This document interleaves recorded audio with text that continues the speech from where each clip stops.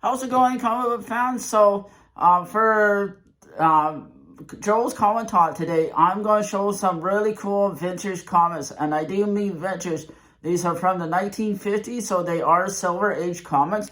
Well, they're not the most popular ones, but they are in my collection, and I think they deserve to be showcased because these are comics that you can buy on a budget. Like they're about anywhere from $20 to $30 for some of them. While a lot of Marvel comics are like $50 and up, these are more like a budget comics. And I just think these are so cool. I really like restaurants. These are just other ones besides Marvel and DC I have in my collection because I think they're so cool. Well, this one may not be a really expensive one because of its shape, but I still think it's pretty valuable to me. Is Roy Rogers on the Outlaw Trap by Dell Publishing, issue 130. So it's Roy Rogers and Trigger. There's a volume 1, so pretty cool. Dell is an older publisher, and they came way before Marvel and DC, and this is one of the older publishers. Imagine paying 10 cents for a magazine back in the 50s. So this is very old for a shape. It's still pretty good. I'm trying to keep it in the best condition I can, but it is what it is. I couldn't find any information about it. There's not much to a story, but I think the cover is pretty cool. The artwork is a photo cover copies, but still, it's pretty good. Unfortunately, as you can see, spine ticks and everything. So the next few comics I'm going to show you guys is by Dell, but I also got a couple of fun ones here. This is by Harvey Comics, Sad Sack. Number 193. This is also a Silver Age one. It's about $3 to $5. You might be able to get lucky and find this in your dollar bin. If you like these type of comics, or cartoon comics as I call it, they are so much fun to read and enjoy. Yes, it's not in the best shape, but it's still pretty funny. I like the story. So yes, these are the type of ones I do look for in the dollar bin because I think they're so cool. And they're worth having and they're worth saving. I think people overlook them because they're not Marvel and DC. So I think they're pretty fun. So this is Attack by Cartoon Comics. This is another one way before DC. So another fun one is an older one. It is from September 1982. So, well, not that old, but it's still old enough. It's Bronze Age on comics. So I think it's just wonderful. If it was really mint condition, it'd be about a $10 book. But as it stands, it's about $5 to $7 book. So it is what it is. Condition is everything when it comes to comics, but despite its age, I think it's still pretty good. So I also want to show the fastest gun alive, number 741.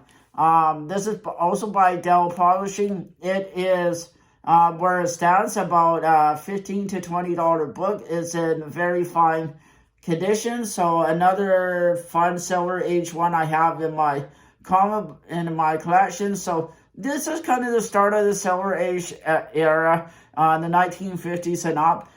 They are a little bit older than Gold Key comics, so I think these are, like I say, I don't like the artwork on this one. I don't like it how it's just yellow, but it is what it is. But imagine 10 cents for a magazine. They called them magazines back in the day, but it is just a comic book. So this is Roy Rogers and Trigger. It is number 98. It's in fine condition, which means it's about 7 on the Richter scale. It's a 7 out of 10 on the scale. So the value has gone up on this book a little bit. It's in very good condition.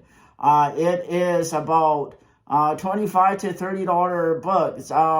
If this was in near mint condition, it would be $100 or more book, but it's not in near mint, so that's the value of it. So Roy Rogers was even before my time. I was born in the 70s, but this would have been like grandparents' time because Westerns were big in the 50s and 60s. Well, 60s were more like sci-fi age and everything, but 50s were really big into Westerns still. So another Roy Rogers comic is number 82. It is fine to very fine, so it's a little bit higher grade. As you can see, they're compared to these two, this one's the better grade, but still pretty cool. It's really vintage. It came out in 1954, so it is really cool.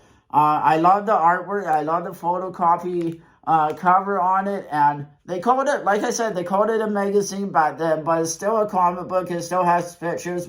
I couldn't find much for synopsis for story-wise. I think it's just a typical cowboy western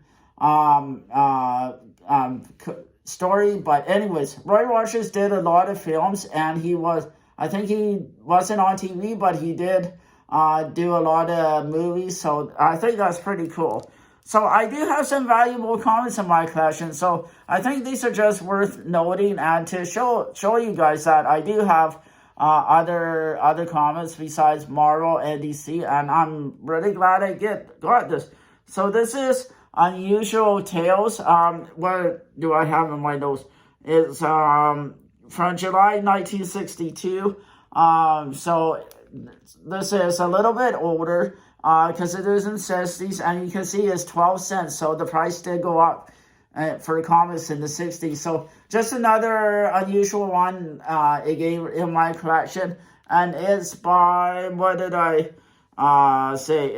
I think this is about 5 out of 10 on the scale. So there is some spine ticks and everything on here, so it's not perfect, but still to me is pretty cool. So one more Roy Rogers I want to show you guys is number 66. This is a earlier copy. It is in fine, very fine condition, so another great. So I say about 6 to 8 on the Richter, on the point scale out of 10. So there's still some little creases and marks on there, but still it's about a $25 book where it stands in my collection. So if it was in near mint, it would be in about $100 or more. So I wish it was near mint, but it's not. It's just fine, very fine grade. It is from the year 1953. So to me, this is vintage. This is considered vintage. 60s is also vintage, but these are more vintage because they are that much older. Like I said, imagine paying 10 cents for a book way back in the day. Times have definitely changed since the 50s, but still pretty cool. I like the cover. I love the covers on these. I'll show you guys a little bit closer, but again, so these are just some comics that I've collected over the years and just held on to. The values there, if you can't afford a $100 Marvel or DC, I say go for these type of books. There's nothing wrong with them. I think they add to my collection more than take away. And so, yes, I do have kind of a new display in the background, so I'm going to be able to display comics a little bit better. So, if you're displaying comics, go with shelving, go with whatever you want. So that's my tip for the day. But also, my other tip is, if you can't afford an expensive Marvel book, go for one of these. You might get lucky and find them in the dollar bin, and depending on age, depending on what the condition is. But I do like these. I like the Western style. I think they're awesome.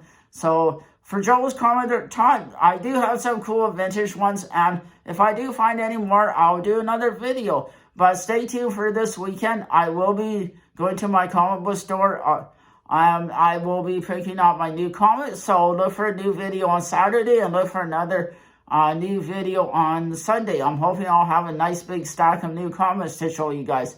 So let's talk about comics. Let's talk vintage. Follow me on Instagram and TikTok at Joe's Collectibles Table. I'll show these comics there. So I love talking to people about comics and collecting with other comic book collectors. And let's have fun talking about comics. As always, hit like and subscribe to my channel, and you'll be notified when there's new videos. Thanks, everybody. Have a great day.